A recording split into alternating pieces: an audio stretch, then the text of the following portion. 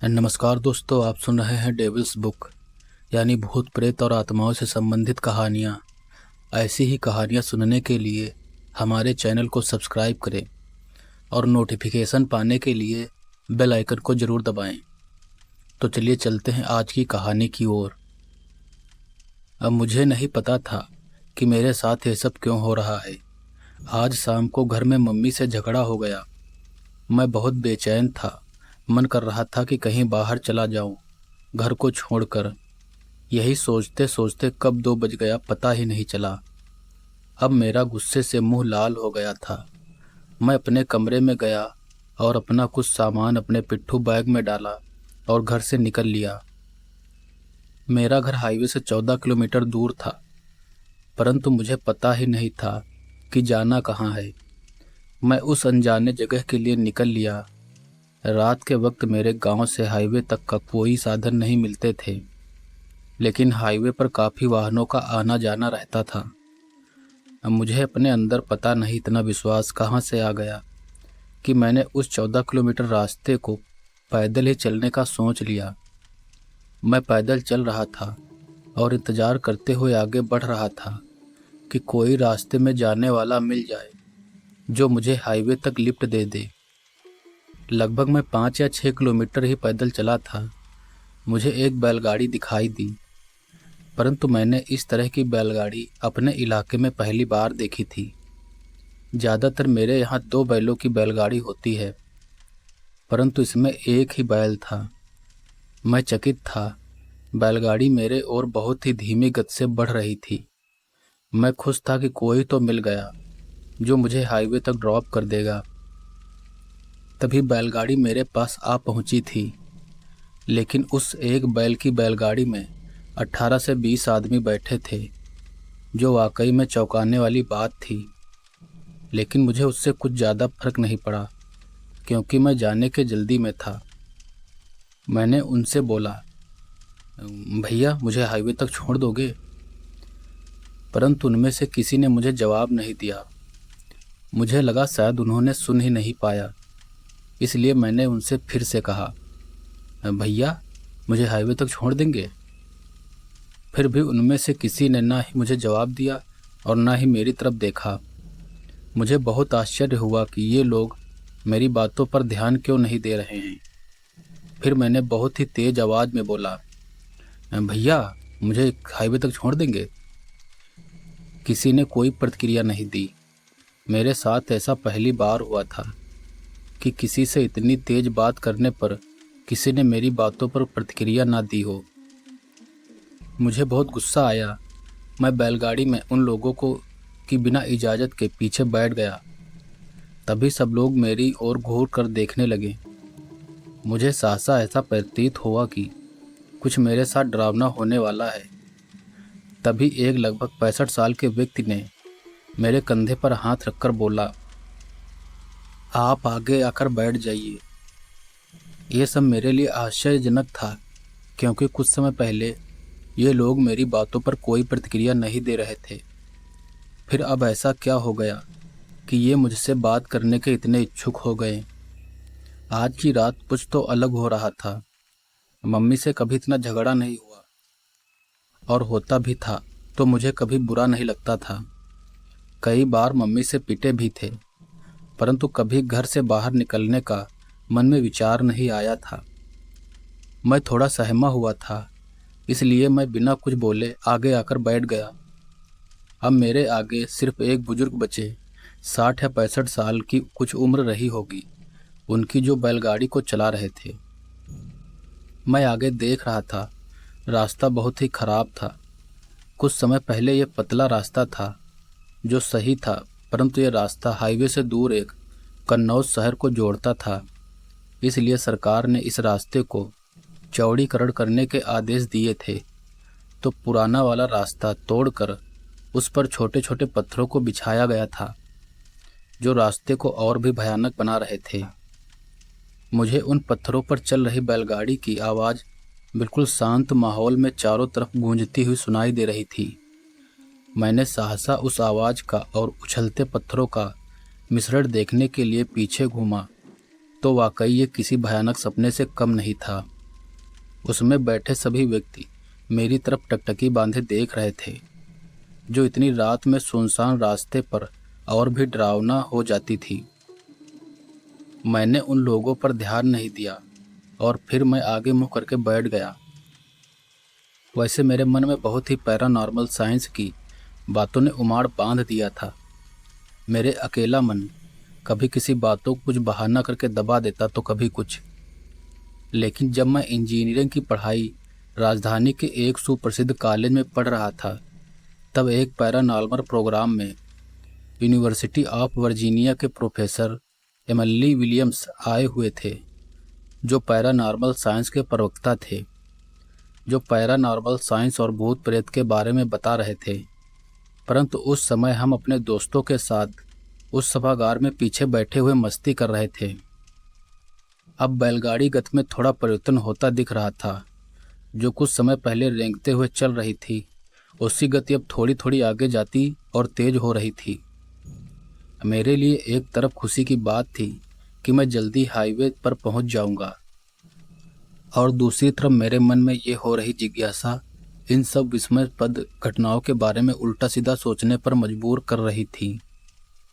बैलगाड़ी की गति में परिवर्तन जैसे जैसे हो रहा था, मेरी दिल की धड़कनें वैसे वैसे बढ़ रही थी। रास्ते पर बैलगाड़ी से आने वाली आवाज़ें और तेज हो रही थी। सहसा बैलगाड़ी ने मानो मोटर गाड़ी की गति पकड़ ली हो। परंतु आश्चर्य की बात यह थी कि बैलगाड़ी में बैठे लोग बिल्कुल भी हिलडुल नहीं रहे थे, और मुझे हर पल ऐसा लग रहा था कि मैं गिर पड़ूंगा। मैं हर पल बहुत ही मजबूती से अपनी पकड़ बनाता जा रहा था। बैलगाड़ी कुछ 1 या 1.5 किलोमीटर चली ही होगी कि वह हाईवे वाले रास्ते से नीचे खेतों में मुड़ने लगी। उस समय मानो गेहूं की फसल अपने खेतों रूपी आंगन में नागिन की भांति सुनहरा नृत्य कर रही हो। हवाओं का चलना उसमें संगीत की मनोकाष्ठा को पूरा कर रही हो, और साथ ही एक साथ नव उदयन वातावरण को प्रज्वलित कर रही थी, जिसमें मेरे मन को रोमांच कम डरावना ज़्यादा लग रहा था। मैं अपनी इस समझ से परे था, क्योंकि ये सब पहले मेरे साथ कभी नहीं हुआ था। अचानक मैं उस बुजुर्ग से पूछ बैठा, दादा, आप किस तरफ जा रहे हो? फिर वैसा ही हुआ जो पहले हुआ था। उनमें से किसी ने कोई प्रतिक्रिया नहीं दी। मेरी आवाज़ में और तेजी आई। मैंने अपने गले के उस आंतरिक स्वर को ऊपर खींचा कर बोला, दादा, आप किस तरफ जा रहे हो? मेरे इतनी तेज स्वर से सब मेरी तरफ एक अचुभ्ध कर देने वाली नज़र से देखने लगे। मैंने उस भयंकर माहौल को भांपते हुए तुरंत ही अपने गले से नरमी भरे स्वर से कहा, आप लोग हाईवे की तरफ नहीं जा रहे हो क्या? इस नरमी भरे स्वर से मुझे वैसी ही प्रतिक्रिया मिली जैसे नवजात के रोने पर माँ की प्रतिक्रिया होती है। बैलगाड़ी खेतों में चलने लगी। तभी पीछे से एक बहुत सहसा मंद स्वर में आवाज़ आई, ये हाईवे का दूसरा रास्ता है। मैंने इस रास्ते को अनगिनत बार पार किया था, पर मुझे कभी इस हाईवे तक जाने वाले दूसरे रास्ते के बारे में नहीं पता था। मैंने अपने मन को एक झूठी तसल्ली दी और इसको छोटा रास्ता बताकर उठने वाली तमाम जिज्ञासाओं को दबा दिया। खेतों में चल रही बैलगाड़ी उसके पहिए से दबते हुए गेहूं के पौधों से चुरचुराने की आवाज़ें पूरे वातावरण में अपनी अलग ही चहकालियाँ बिखेर रही थीं। कुछ दूर चलने पर नदी दिखाई दी, जो अपनी बिल्कुल शांत लहरों से बह रही थी। नदी का शांत बहना बहुत ही मनमोहक था। हमें हाईवे के करीब पहुंचने के इशारे मिलने लगे। बह रही नदी का पुल हाईवे पर बना था और उस पर लगी लाइट्स नदी में सुनहरे प्रतिबिंब बना रही थी। हमको हाईवे की तरफ जाना था, जो नदी के बगल से जाना था, परंतु बैलगाड़ी नदी की ओर तेजी से बढ़ने लगी।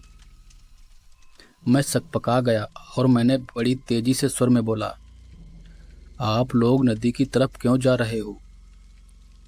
किसी ने मेरी बातों की कोई प्रतिक्रिया नहीं दी। ये मेरे लिए अब कोई नया नहीं था, क्योंकि कुछ समय पहले ये सब मेरे साथ हो चुका था। मैंने फिर तेजी से बोला, बैलगाड़ी को रोको मुझे मुझे उतरना है। किसी ने फिर कोई प्रतिक्रिया नहीं दी। बैलगाड़ी की गति बहुत तेज थी, जैसे कि कोई मोटर गाड़ी दौड़ रही हो। मैंने बैलगाड़ी से कूदने का सोचा, लेकिन गति देखकर हिम्मत ना हुई। अब मन ही मन मैं बैलगाड़ी से उतरने की सोच रहा था और अपने ही आप को कोस रहा था कि मैं बैलगाड़ी पर बैठा ही क्यों। अगर बैठ गया तो आगे बढ़ने की क्या ज़रूरत थी। और तरह तरह के प्रश्न मेरे मन को कोस रहे थे। अब मेरे पास बैलगाड़ी से कूदने के अलावा और कोई दूसरा विकल्प नहीं था। फिर पता नहीं कहाँ से इतनी हिम्मत आई कि मैंने आगे बैठे व्यक्ति से, जो सफ़ेद कुर्ता और उस पर मैला गमछा डाले हुए उस बेचारे अकेले बैल को दौड़ा रहा था, उसके कंधे पर हाथ रखकर बोला, दादा, बैलगाड़ी रोक दीजिए। दादा ने बड़ी नरमी से उत्तर दिया, जल्दी चलो, आग देनी है। ये सब क्या था, कुछ भी समझना मेरे बस में नहीं था। मैंने जो पूछा था उसका कुछ और ही उत्तर दिया। ये उत्तर मेरे मन में उठ रही तमाम जिज्ञासाओं को और तेज कर दिया। दादा किस आग की बात कर रहे हैं? कहाँ आग देनी है? किसको आग देनी है? पता नहीं, ना जाने कहाँ से इतने सारे प्रश्न आ गए जिनके मेरे पास किसी का उत्तर भी नहीं था, और मैं इन सब प्रश्नों के उत्तर देने के बस में भी नहीं था। मैंने पुनः हिम्मत की और फिर हाथ रखकर पूछा, दादा, किसको आग देनी है? मैं सोच रहा था शायद इस प्रश्न का उत्तर न मिले, लेकिन ये क्या था। पीछे बैठे सभी लोग मेरी तरफ घूर कर देखते हुए बोले, अरे बेटा, तुमको पता नहीं ठाकुर साहब को? शायद ये अधूरा जवाब मुझे आने वाली भयानक घटनाओं का आदेशा दे रही थी। मेरे इलाके में ऐसा कोई नहीं था जो ठाकुर साहब को न जानता हो। उनके बारे में बच्चा बच्चा के मुंह पर उनकी कहानी थी और उनके स्वभाव से पूरा इलाका परिचित था। ठाकुर साहब बहुत ही नेक दिल के इंसान थे। कुछ ही वर्षों पहले वो आर्मी से रिटायर्ड हुए थे। उनके परिवार में कोई नहीं था। वो गांव के विकास के बारे में हमेशा सजग रहते थे, परंतु मेरे घर वालों से उनकी तनिक न बनती थी। वो हमेशा मेरे दादाजी की आलोचना करते रहते थे कि गांव के प्रधान होकर गांव के बारे में कुछ नहीं सोचते और नहीं कुछ करते हैं। यही वजह थी कि दादाजी और उनकी बहुत खटखटी रहती थी, परंतु मेरा उनके प्रति और उनका मेरे प्रति अलग ही स्वभाव था। हम दोनों लोगों में बहुत जमती थी और एक अलग प्रकार की दोस्ती थी। मैं जब छुट्टियों में घर आता था तो रोज उनके घर पर पूरा पूरा दिन शतरंज खेला करता था। मेरा ठाकुर साहब के घर जाना मेरे घर वालों को अच्छा नहीं लगता था और डांट भी बहुत पड़ती थी। वो मुझे बहुत मानते थे और विश्वास भी बहुत करते थे। हम लोगों की दोस्ती पूरे गांव में मशहूर थी।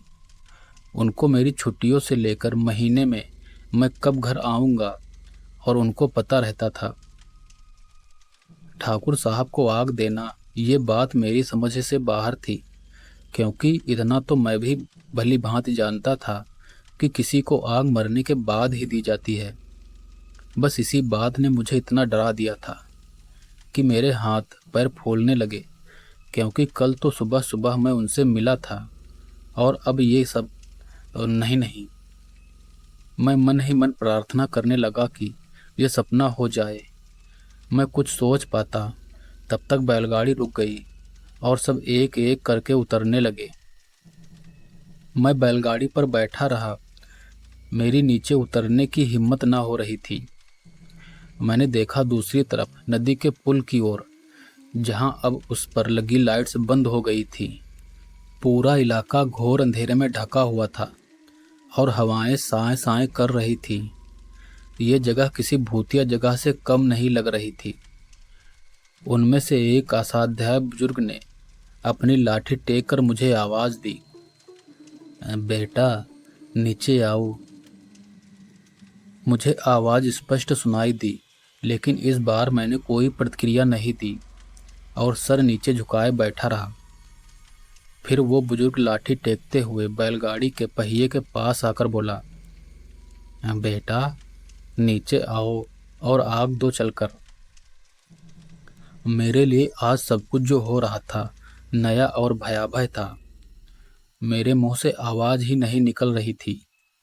मेरी गले में घेघी बंधी हुई थी। मैंने बहुत ही धीमी आवाज में बोला, कहाँ चलना है दादा? अब वो बुजुर्ग उस बेचारे बैल जो इन लोगों को अकेले ढोकर लाया था उसके पास आकर बोले, बेटा चलो तो सही। मैं बड़ी सावधानी के साथ नीचे उतरा और अपने पिट्ठू को दोनों हाथों से अपने सीने में लगाए धीरे धीरे उस बुजुर्ग के पीछे चलने लगा। थोड़ी ही दूर चले होंगे कि बैलगाड़ी पर बैठे सभी बुजुर्ग किसी स्थान को घेरे खड़े हुए थे। शायद हम दोनों के पैरों की आहट उन लोगों ने सुन ली थी और सब हटने लगे। मुझे सामने एक चिता दिखाई दी और उस पर कोई 60 या 70 साल का बुजुर्ग लेटा हुआ था। मुझे उस बुजुर्ग को पहचानने में तनिक भी देर न हुई। वो ठाकुर साहब ही थे। मेरे हाथों से मेरा पिट्ठू छूट गया। मेरे चेहरे पर झुर्रियाँ साफ झलक रही थीं। मेरी आंखों से अश्रुधारा निरंतर बह रही थी जिन पर मेरा कोई भी बस नहीं था। ये कैसे हो सकता है? नहीं नहीं, ये कोई सपना है? नहीं, ये ठाकुर साहब नहीं हो सकते। ऐसे तमाम प्रश्न मेरे मन में उमाड़ बांधने लगे। तभी किसी ने मेरे कंधे पर हाथ रखा और मुझे जलती हुई मसाल हाथ में थमाते हुए बोला, बेटा ठाकुर साहब को आग दे दो। उस समय पता नहीं मेरे मन में कोई न ही प्रश्न उठा और न ही कोई जिज्ञासा। मैंने उस मसाल से सामने रखी हुई चिता की लकड़ियों में छुआते हुए उस चिता पर वो मसाल फेंक दी और पीछे घूम गया। तभी उसी बुजुर्ग ने जो मुझे बैलगाड़ी के पास बुलाने गया था मुझे एक मटीला थैला पकड़ाया। उस थैले में मुझे कुछ सिक्के जैसे मालूम पड़े। मैंने अपने पिट्ठू को उठाया और कुछ दूर जाकर बैठ गया और ठाकुर साहब को सोचकर रोने लगा।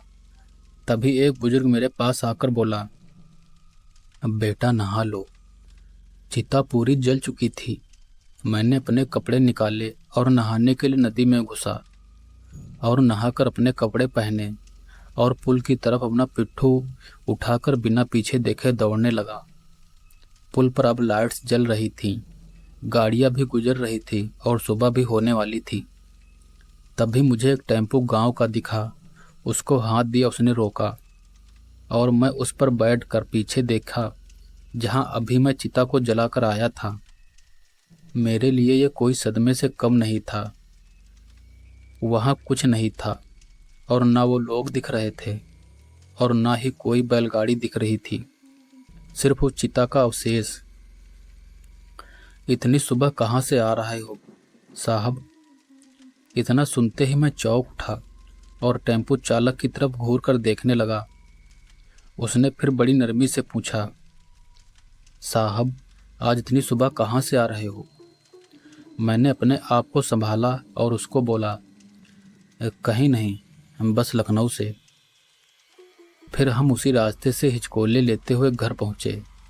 मम्मी जाग चुकी थी। मैं चुपके से ऊपर गया और अपने कमरे में घुसकर सो गया। दोपहर में जब उठा तो दादाजी ठाकुर साहब की बातें कर रहे थे।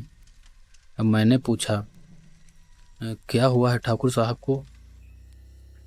दादा ने बताया कि कल रात को हाईवे पर बने पुल पर ठाकुर साहब का गाड़ी के साथ दुर्घटना हो गई और गाड़ी तो मिल गई लेकिन लाश नहीं मिली।